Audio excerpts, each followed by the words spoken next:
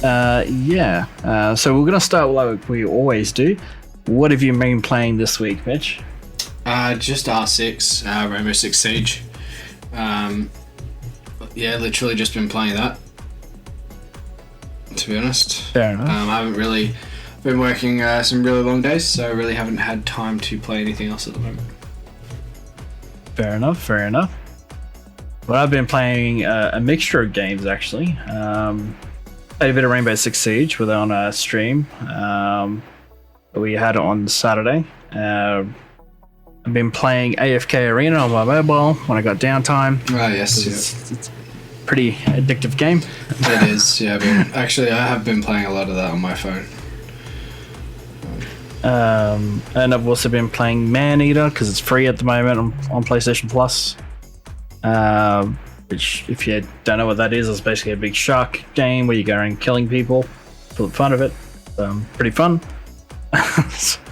And if I just want to chill out, I play Call of Duty Cold War pretty much in my downtime. Nice. Have you tried playing League of Legends on your phone? No, I haven't. Not yet. Okay. But I think I've been playing Cold War a little bit too much because I'm now Prestige level 32. Nice. I think I'm 50 something. Oh, nice. Yeah, Prestige 50 something. Nice. Yeah, I played it a fair bit. Plus all the zombies I played as well. Make a big difference. Yeah, see, I haven't really played zombies, so that's probably where I should play that a bit more. But anyway, the topic for this week's episode, I figured since GameStop is very heavily in the media this week, well, I guess this week's episode we'll be talking about GameStop.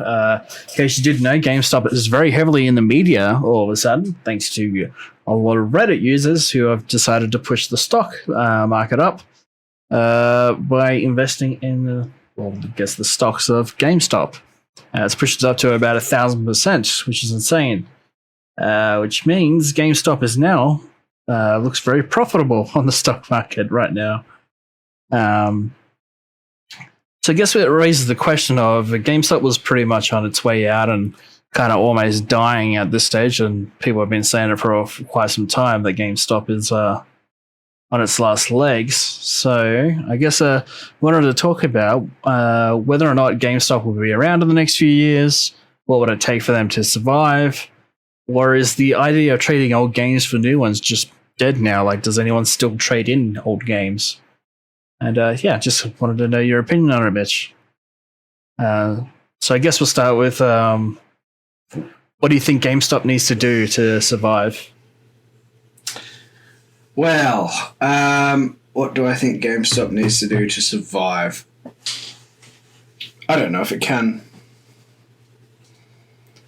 You don't think it'll be around in the next few years? No, I think this was like, was a nice little send-off almost by the people on Reddit, but realistically, there's no way that GameStop continues in its current form as being stores that you trade your goods in, because most people don't trade in anymore. It's not worth it. You're better off actually selling it on Marketplace, like Facebook Marketplace or any other selling site, because you get more for it. Well, that's true. I mean, it's long been a running joke in the gaming community that GameStop and, EB Games here in Australia, you can go in with a whole stack of games and they offer you like $10 for like 30 games. Yeah, it's exactly how it goes. So I wouldn't be too surprised to see it not continue. It might continue as just a seller of games, but I'm not sure it's really worth trading in games anymore. Not for the prices that they do trade in games or accept games in. I think it gives you a slight discount, but yeah, it's really not worthwhile. Half the time you end up finding that you get bugger all back for it, sure, it's nice to have a little discount for a new game that comes out, but a lot of people are just waiting for games to go on sale now because game sales are happening so frequently now. It's like I know a lot of people that are literally just waiting for like a PlayStation game to become free on PlayStation Plus. Yep. Or a lot of Xbox and some PC players are happy to wait for it to pop up on Game Pass at some point. So it's like, is there really a need for trading in games anymore? And I guess that's where GameStop's market kind of crashes a little bit because they rely so heavily on trade-ins. So it's one of those things where I think unless GameStop decides to change their ways a little bit, I kind of agree with you. I don't think they're going to be around much longer. It's the ways of I guess it's the perfect example would be like, Blockbuster and Netflix, that kind of scenario where like, Blockbuster were like, oh, we're going to be around forever, and the next thing now they're bankrupt and all the stores are closed in the world. So it's because they didn't change all the time. That's it. Well, look what happened. We've got Netflix and Stan and all of those, and they just put people like Blockbuster out of business easily. I think it's the same with GameStop and EB Games, everything like that. With the move for online gaming, cloud gaming, and streaming services where you literally stream the game to your computer, and which cloud gaming really. But even just like the subscriptions that you have to multiple different games instead of having to buy one game for $70. I think they're on the way out when the online capability that we have now is so far ahead of anything they have. The only way that they make a move is to move into an online presence, but I don't know how they would do that against people who actually own, have subscription-based game systems and stuff like that. So I don't think they'll survive. Yeah, I think when GameStop and EB Games you can kind of already see it happening. Like, they're pushing a lot of the pop culture stuff recently. Like, you notice that they got Zing Pop stores now where they got all this pop culture merchandise and all that. And even like just the base EB Games store now has a lot of pop culture merchandise like T-shirts and hats and pop vinyl, because pop vinyl is still really popular. Yep. And you kind of feel like EB Games and GameStop know the writings on the wall, that it's only a matter of time before it's just not profitable to use games anymore. Yep. Or even sell games anymore. Yeah, 100%. It's it's going to be hard for them to keep up, I think. Or even just survive. I think them moving into merchandise is them just being like, we can't keep up in the gaming area. I think it's also like the rise of digital consoles as well. Like, you're finding that a lot of people are willing to buy digital games now. Like, they're a lot more open to the idea, whereas before, like, if you go back to when, I don't know, the start of PS4 era and that, and a lot of people were like, no, I like trading in my games and whatnot. But you're finding that as the new console generation's coming in, you're finding a lot more people are happy to buy games digitally, even if it means they don't get to trade it in. And I guess COVID also kind of helped with that as well. I mean, not a lot of people want to go down to the store and risk themselves getting exposed to COVID, so people would rather buy it on the digital marketplace. Yeah, 100%. I think that's something that needs to be talked about, is the fact that COVID has done a number on all businesses that have a storefront like that. And only online sales have really saved those businesses if they've had that capacity. But again, like I said, why buy from their online store for one game when you can usually buy them online for cheaper and have them pre-downloaded before it releases,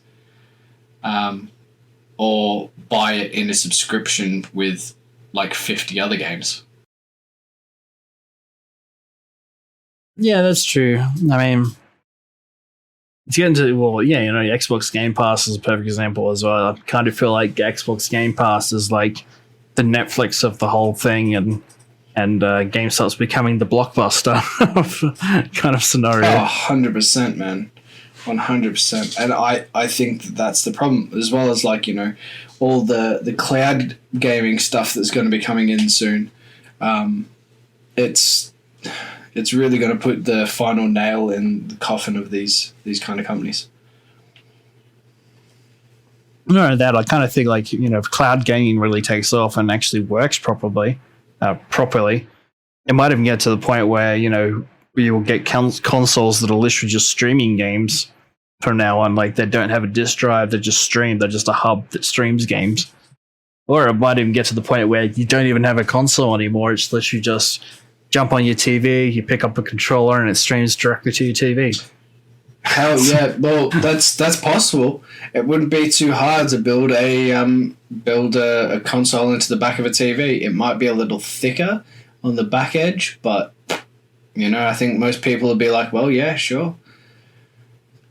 Especially if they can keep the price down of everything. And then imagine the refresh rate. Oof, it'd be freaking next to nothing. Be amazing. Yeah. Well, I guess it depends on how well the infrastructure is too. I mean, Australia, our internet's still not that great. No, that's it. That's probably the limiting factor for us in Australia. But overseas, where internet is much better, it's definitely a possibility that all they do is cloud game. I know a fair amount of people overseas that actually don't even have really good PCs, because why bother?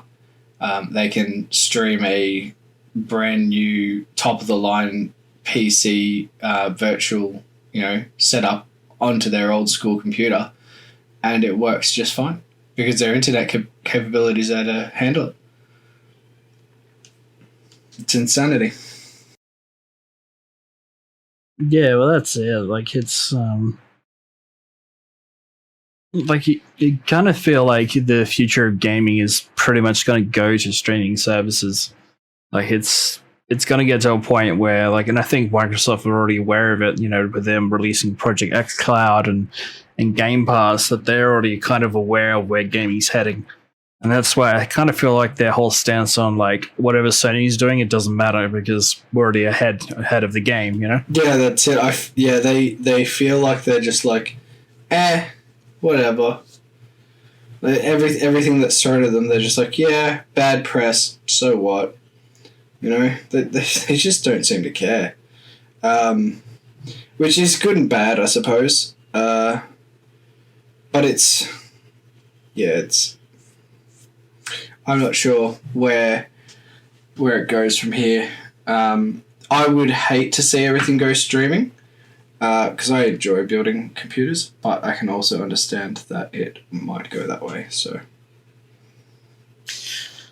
yeah, and it can be both a good and bad thing. I mean, the good thing is that doesn't matter what you play on, you'll be able to play every other game with your friends, no matter what you're on. Bad thing is though, if you don't have an internet connection, you're screwed. Yeah, big time, man, big time. And I think that's kind of why a lot of gamers were afraid of when Xbox One first got announced, and they were talking about DRM, where you got to authenticate your games every 24 hours. That's where a lot of people were really concerned, because they're like, yeah, it's all well and great, but what if I'm at a friend's place and they don't have internet, or I'm gone on a holiday and I don't have internet access? Like, how are you supposed to play your games if you can't jump online to authenticate your account? Yep, 100%. I feel like that was a very odd decision to say something like that. I was kind of sitting there going, what are you on about? But hey, what do I know? Yeah.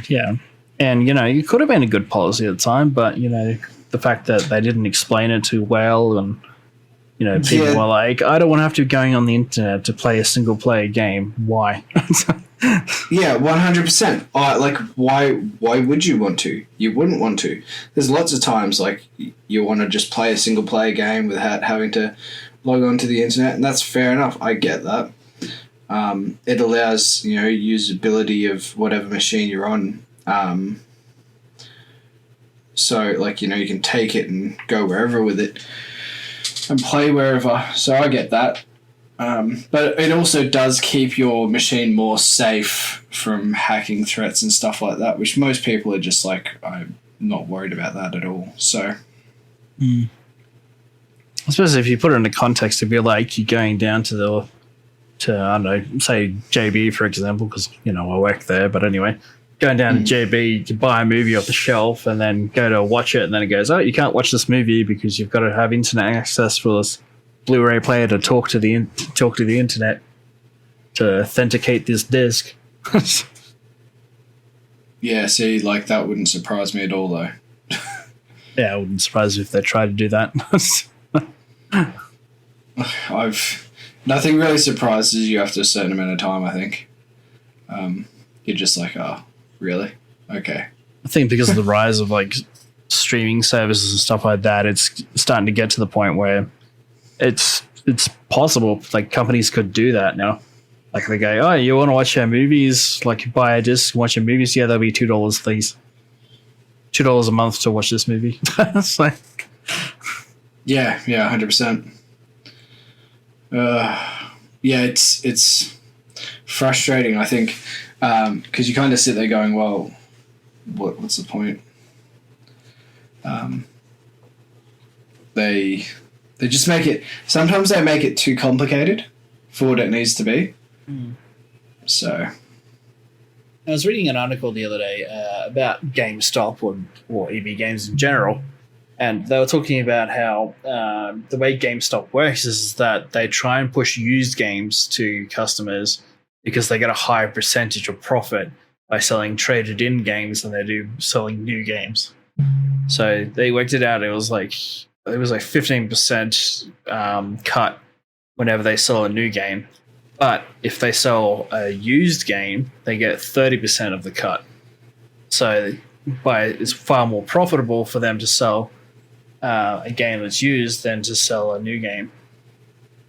And that's why they charge, when people trade in games, that's why they only offer like $5 or whatever for a game. And then they mark it up and sell it at $15 to $20 used game. Yeah, no shit. Yeah, mind you, like, they'll buy a stack of games for really $15. You know what I mean? So you kind of wonder, like, probably way more profitable rather than trading in games to sell it on a private marketplace like eBay or Amazon or the Facebook Marketplace. 100%. I would think so. I would think it would be 100% more profitable. 100%. I guess that just explains why EB Games has its own eBay page as well. Pardon, sorry?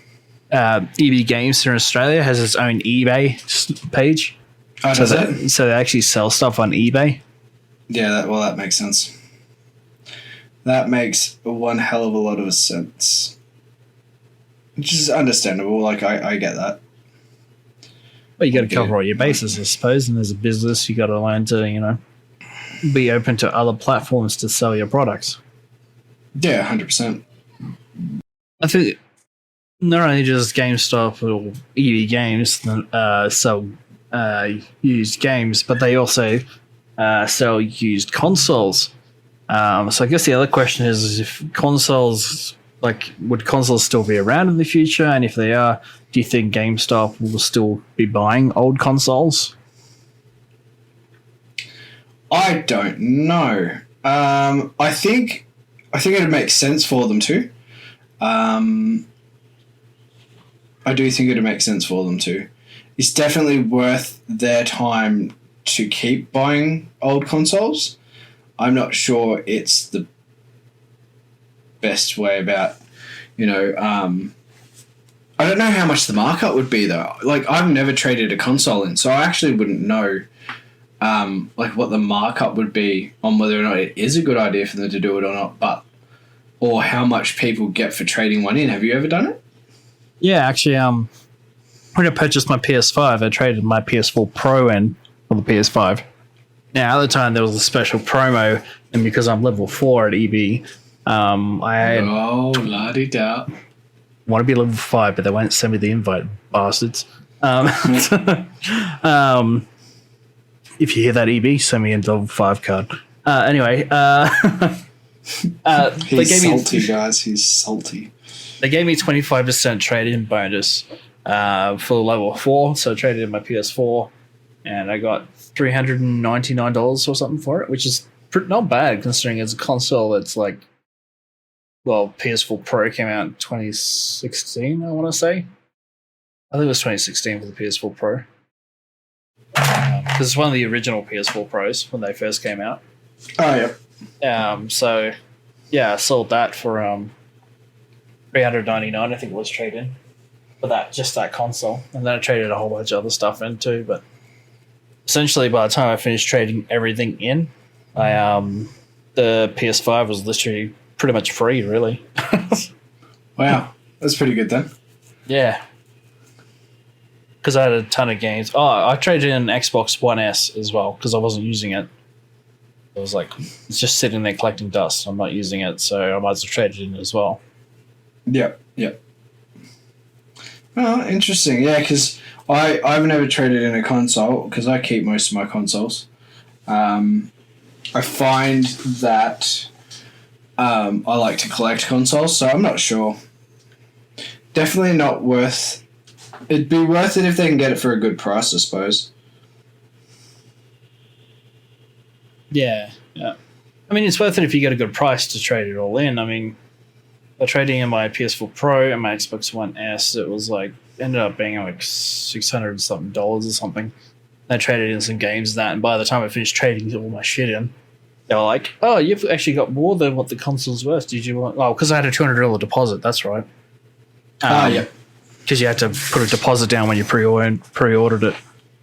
So course, you've actually paid more than what the console's worth. Do you want any accessories and stuff? And I was like, yeah, chuck me a charging headset, a charging dock, and chuck me in a copy of Spider-Man Miles Morales.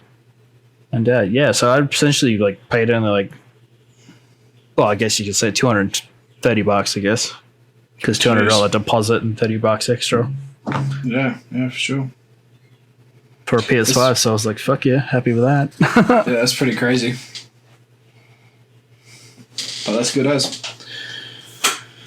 Yeah, it's... I don't know how long they're going to stay around, but then I suppose begs the question, what do you do with all your old stuff? Just bin it? Well, yeah, that's the thing. Like, do you bin it, or do you hope that there's a collector out there that really wants that particular game? Yeah, but then I suppose it comes down to, like, how many people have that game, how many collectors are there, and, kind of just falls from there.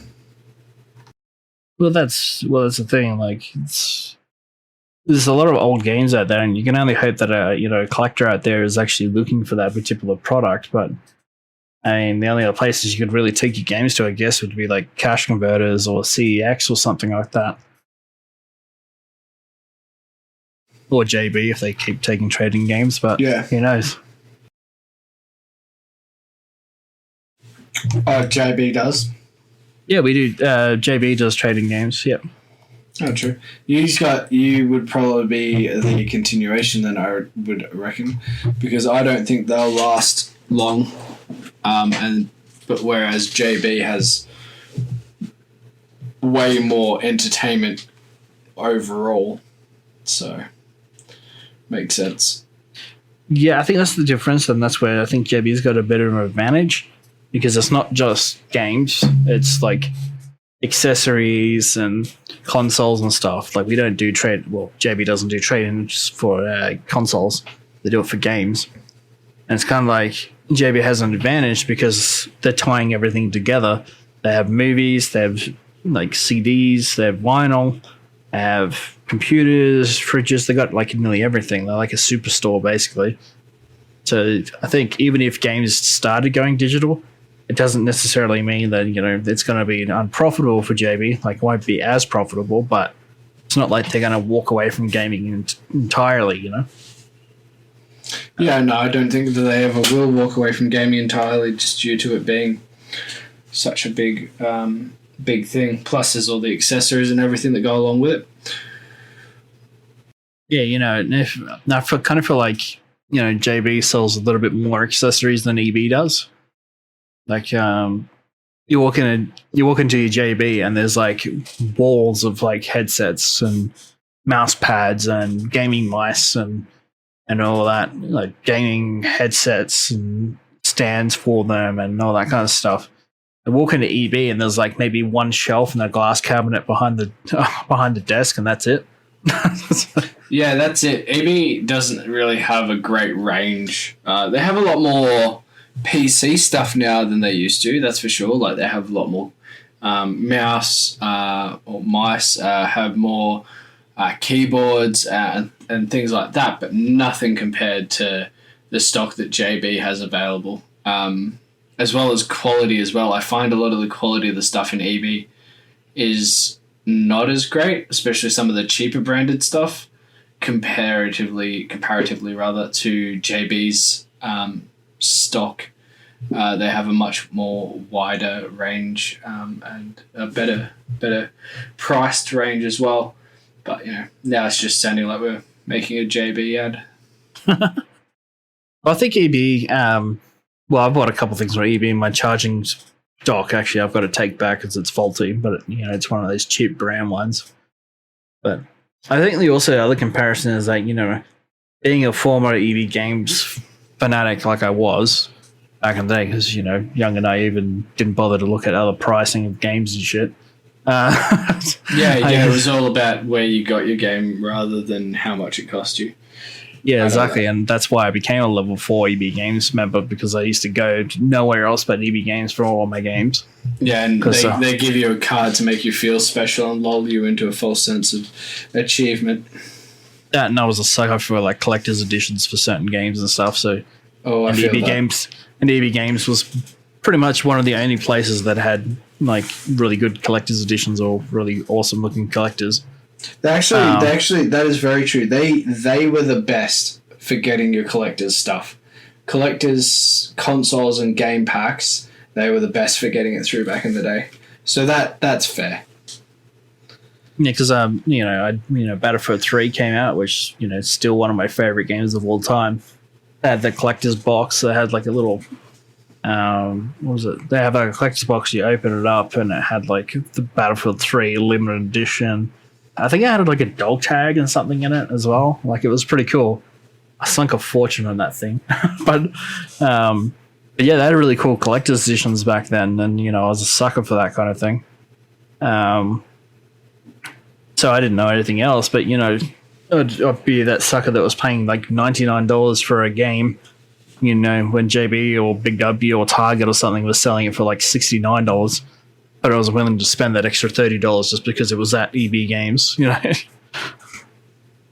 And I think, you know, you're starting to see that collector's editions are not that common anymore.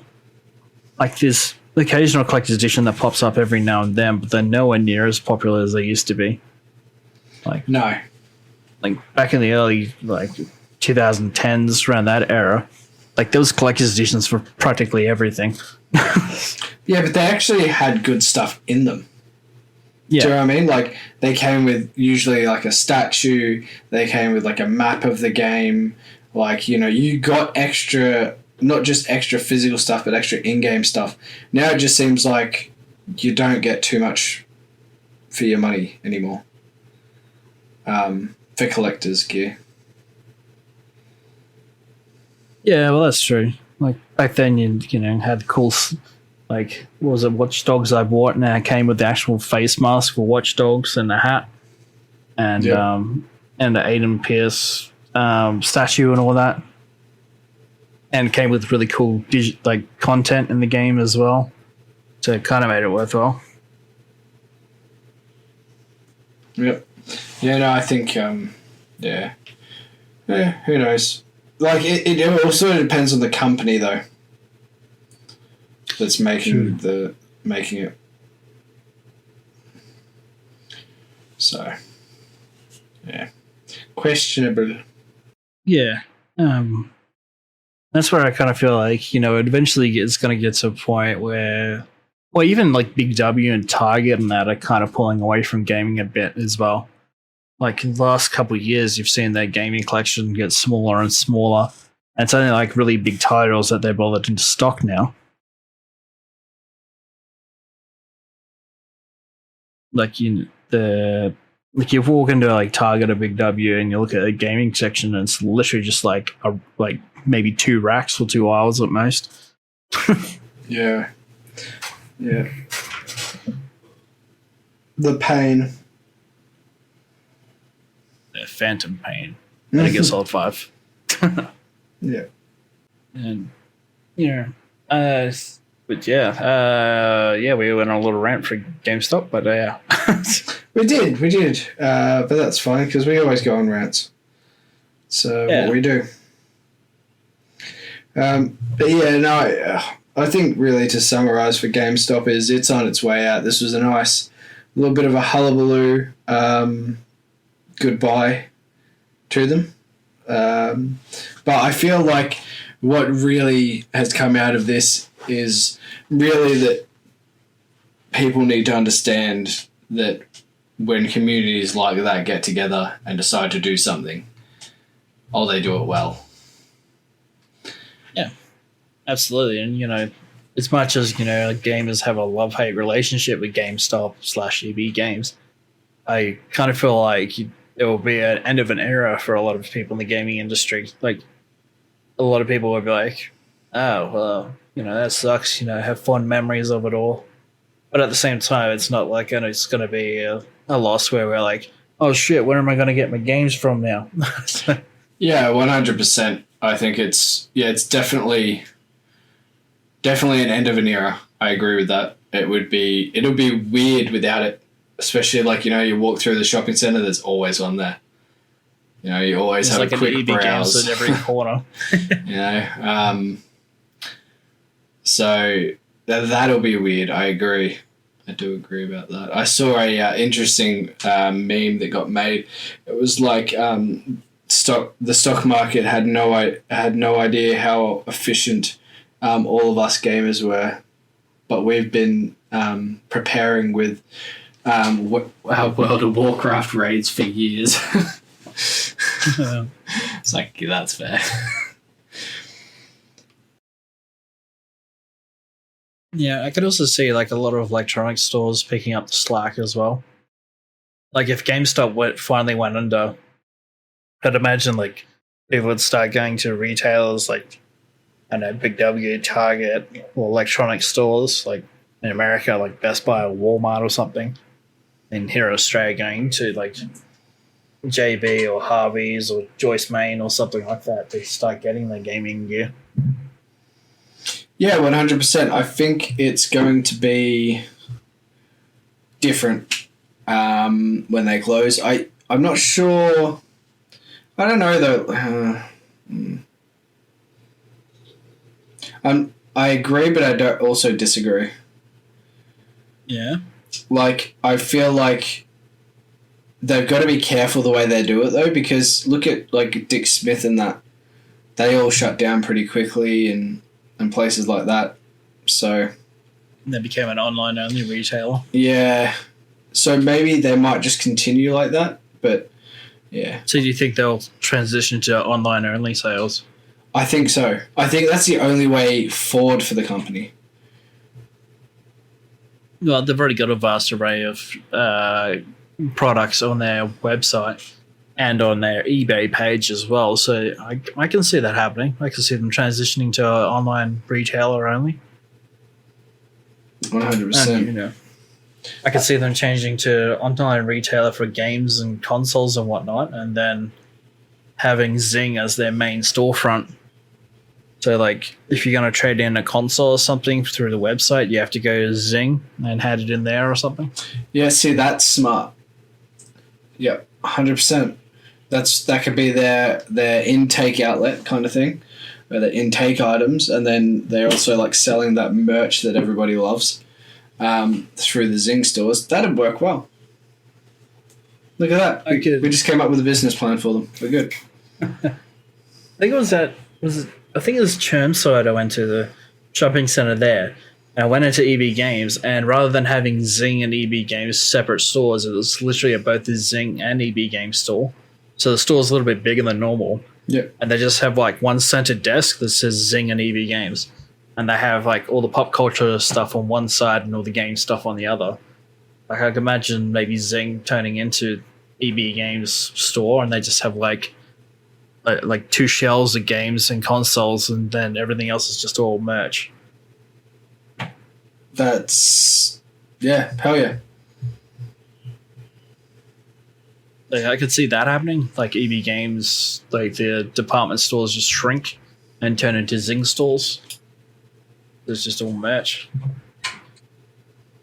Yep. Yeah, no, I think that's probably the best way then. And that sounds like a pretty cool store as well. Chermside. I haven't been up there in a long time. Obviously. Yeah, it's an interesting store, yeah. But that's kind of feel like, if they want to be successful and keep the GameStop brand going, I think that's where they need to head. Either be an online retailer or just Zing stores take over everything. Yeah. Well, I'm not sure Zing stores really bring in enough money to do that, do they? I wouldn't know, I suppose, but maybe I think the idea of it being an online retailer for, it's like gaming part, and then keeping its retail, options open with Zing is probably the best idea. But it's hard to say really, because you'll never know. Yeah, they might pull something out of the hat that we never even thought of. So, you reckon they have like an ace in the hole, like an ace card up their sleeve, where they're just like, "You all thought we're gonna die, but surprise!" Well, you would think so. It's hard to imagine that as a business they wouldn't be trying to develop something to keep them in the race and in the game. Like their own streaming service or something, like hell, maybe. Who knows? Maybe game stream or something. Who knows, man? I mean, it's possible. Like, surely they would know by now, looking at the trends of like games and stuff like that, and all the metadata they get from, the customers purchasing games and stuff like that. Surely they would be able to see, oh, there's a big dip of people actually trading in games and buying physical games. We should probably come up with a backup plan to make sure this company doesn't go under. Yeah. Whatever that plan is, I've got no idea, because I have no idea what they could do to fix that. But, you think after all the metadata they collect on, customers' habits and stuff like that, you'd think they would see like on a trend on their graphs or whatever and be like, people aren't trading games as they used to. That's a bit worrying. Yeah. Well, you can kind of see like people wouldn't be trading games as regularly now that we have access to such a marketplace. Do you know what I mean? Like, do you remember back in the day, we never had a Facebook marketplace or anything like that we could sell our games on, and we had, our only option was to sell them or to trade them in. So I don't know.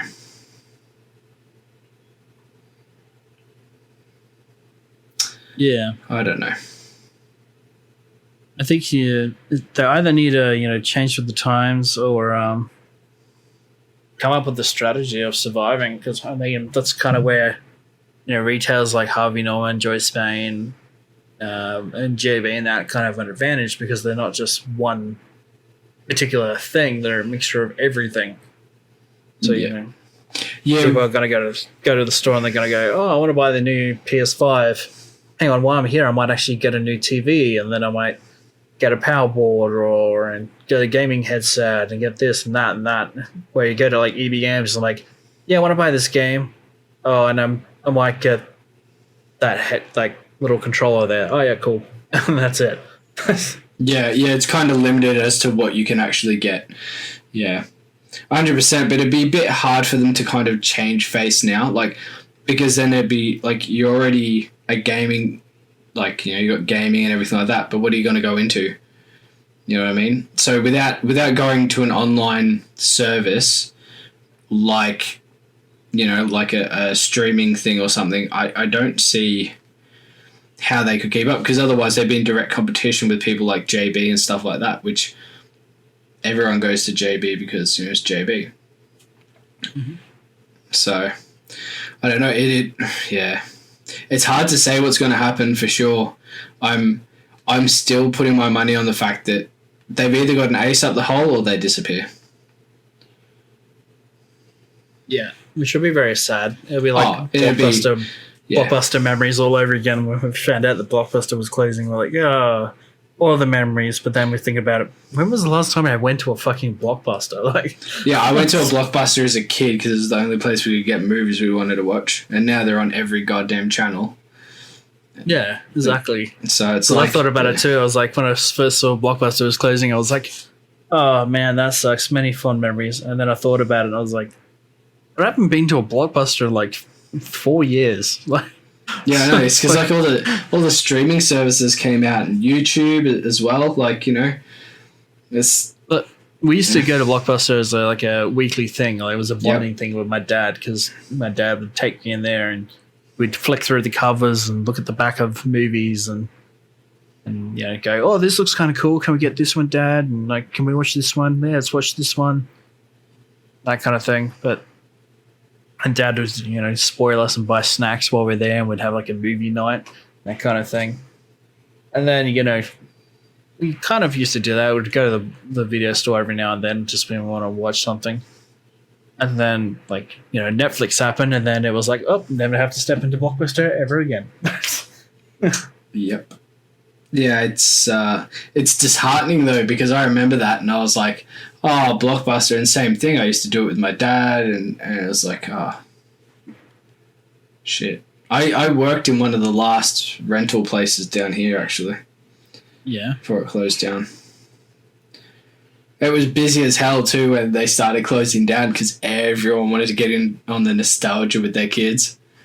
So, like, you know, you had parents, like, you know, my age and a bit older, bringing in all these young-ass kids renting movies and shit. You're like... It's like, you're going to experience this Blockbuster thing before you can't do it anymore. Yeah, 100%. And I was like, oh, guys, I think it's done. I used to raid through the X-Rental bin, because, like, they'd sell movies, like, dirt cheap in the X-Rental bin. Yeah, 100%. Only problem was that most of them were that scratched. You would miss half the movie. Yeah, or they're like rebuffed so many times to like get all the scratches out that they lost like parts of the movie. Yeah. Yeah. It was pretty full on. I remember those X-Rentals. You got them and you were so happy, and then you take them home and watch them and you're like, that was a waste. Oh well. But yeah, there would definitely be nostalgia feels for any of the gaming industry stuff that closes down, unfortunately. It's saddening, but it's, what's the word, inevitable. It's kind of one of those things where I feel like, you know, if GameStop or, you know, EB eventually closes, then I'm going to go through my wallet one day and find my old loyalty card and be like, all the fun memories.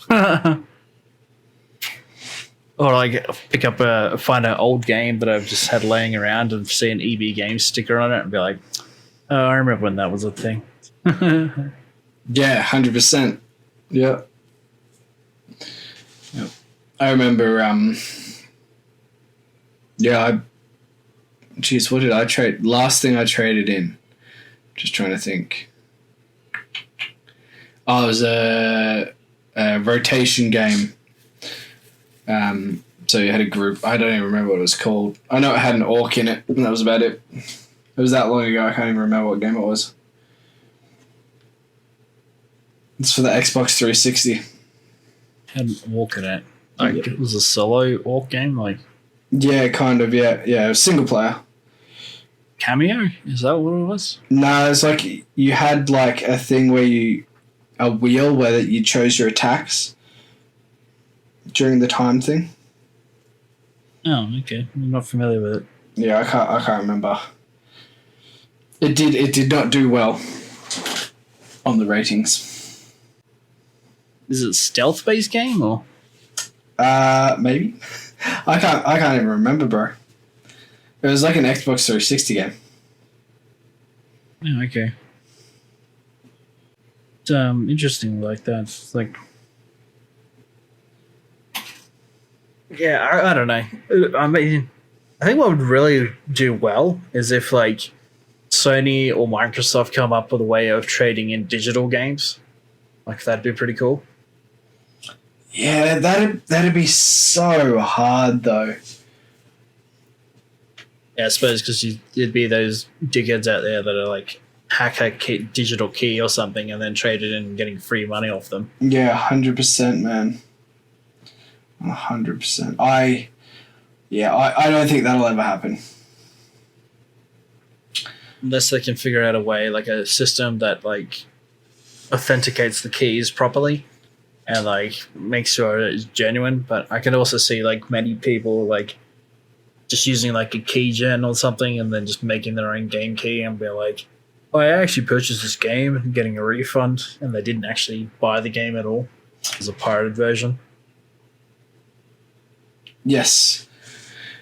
Yeah, it's too hard to do, I think. Like, how would you like you said, people will just cheat the system. I think what will happen though is that online games will actually get cheaper. Because you're not paying for packaging. Well, that's the idea, but here in Australia, we still get charged for packaging and freight, even though it's digital. Yep.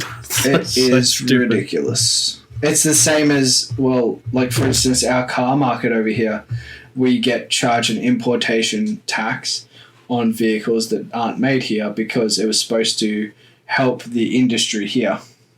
We no longer have an industry here. Yep. But we still get charged a tax on every car that comes into the country, which is every single car. Yep. Stupidity. But that is unfortunately how it goes. Once they put a tax in, then they're going to get rid of it. Well, look at GST. GST was supposed to be on the end for a little while, and then it's still here. Yep. Anyway, welcome to the Tax Podcast, where we talk about taxes. Yes, without fully understanding how the government works, because fuck. We're a bunch of noobs, to put it in games terms. Yeah, 100%. You'll never see me running for Prime Minister. There you go. Fucking booyah. There you go, Mitch, first president of Australia. There we go. Yeah, Hundy. That's right. The whole world's headed for a singleton anyway. Single utopia. There we go. Yep. Well, I'm not sure about utopia, but yeah, sure. we are all human. Let us not forget. Oh gosh. What are we going to talk about next week, you reckon, Charlie? Oh, it's a bit of a tough one. I'm sure there'll be some amazing news that's come out in the gaming world. It's a bit quiet at the moment. It is. There's a lot of topics we haven't actually talked about. There was one we were going to talk about a while ago, but I don't think we ended up talking about it. Oh god, there was heaps. There was the Star Wars. We were going to talk about the Star Wars sagas. We were going to talk about that's what we can talk about, because there's a rumor of an open world Star Wars game. Well, not rumor, confirmed. Yeah, it's a confirmation, but I'm just like, I am not holding my breath, bro. The amount of times we've had a Star Wars game in the works. Star Wars open world game from Ubisoft. It was originally being made by Visceral Games. Yeah, I heard the same guys that did Dead Space. That would have been freaking cool. Yeah, those guys are really good at the games. Like, can you imagine like a Dead Space Star Wars kind of crossover? Oh, it'd be so dark and gritty and nasty. It'd be like Warhammer 40k meets Star Wars. It would have been wonderful. And well, the rumor was that it was going to be based on the Sith, set in the New Republic. Yum! So you could play as the Sith, and like, I'd imagine it would have been something along the lines of like, you're a bounty hunter or like a Sith and going around and like All right. let's stealth killing people. But we'll save that for next week. Yeah, I was going to say we're about to go into it too deeply here. I think we're going to go too deep. What we're going to? Okay, we'll make it a Star Wars special next week. Sounds good. I'll have to brush up on my lore. Although we could probably save that for Star Wars Day, May the 4th. Yes, that is actually probably the smarter idea, isn't it? Yeah, we probably should save it for then. Yeah. We'll come up with something. We'll work something out. But stay tuned for our May the 4th edition. We're just pre-organising it then. Apparently. So how many podcasts is that away? Like, it'd be like a good 10 or so, wouldn't it? Yeah, something like that. But I might not be here for some of them due to my child being born. So that is also something. It's good. Like, actually, it's going to be a good 16 episodes away. Wow.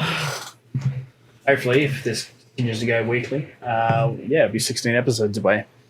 So, but this is episode 6, so it'd be episode 22.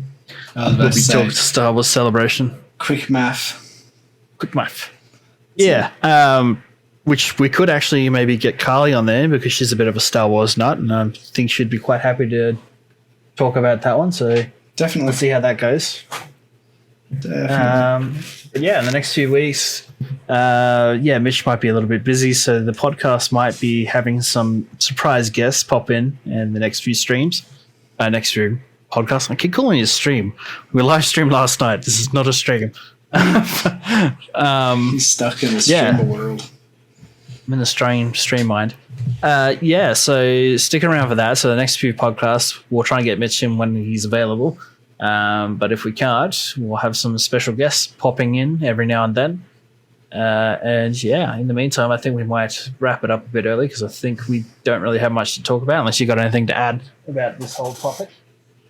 No, not really. I think I've said everything I can think of about GameStop. It'll be a shame to see it go, but I do think it'll go. In its current form, at least, anyway. Yeah, I agree. So, yeah, great. The consensus is GameStop's going to be dead. Okay, good chat. Bye, everyone. Pretty much. Just like GameStop's dead. Okay, bye. That's it. Was it worth investing money in shares for GameStop? No, it wasn't. Apart from the fact that they stuck the finger up to, it was just to Wall Street. All it was to Wall Street. Oh yeah, it was just people on Reddit were just like, how can you screw over Wall Street? I know, let's buy a dying company. Yeah, pretty much, because Wall Street had invested so much money into into saying that it would fail, that they were all like, if we buy X amount, we will completely destroy Wall Street. And they completely destroyed a whole hedge fund. They brought a whole hedge fund down. That's absolute insanity. It was I think they said it was $9 billion, but the overall damage could be in the ballpark or up to $30 billion. Yeah. Which is insane. That's like you're knocking out a whole company. It's and not a small company either, like a massive company. Yeah, I know. It's kind of impressive, really. Well, it is impressive. There's no really about it. It's quite impressive. And in fact, it's so easy to screw over the entire stock market. Wow. Yeah, well, so. There is a lot that goes into it usually. I think this is kind of going to be a one-off. But saying that, I also don't know all too much about the stock market. So who knows, this might be a very commonplace thing, and hedge funds could be right now scrambling, trying to save themselves from it reoccurring in other ventures that they have going on. So who knows, GameStop might be the superpower and become the Disney of the gaming world and buy out all the other companies. God, now that they have money in their funds, maybe. But that could be another avenue. I mean, GameStop could turn into a publisher instead. That would be interesting. insert EB Games like as a like a store you can walk into. It's literally EB Games Studio or something. That'd be pretty cool. They make like indie games or something to begin with, and then they make a big AAA title eventually that goes nuts, and then they are on the feet again. Yeah.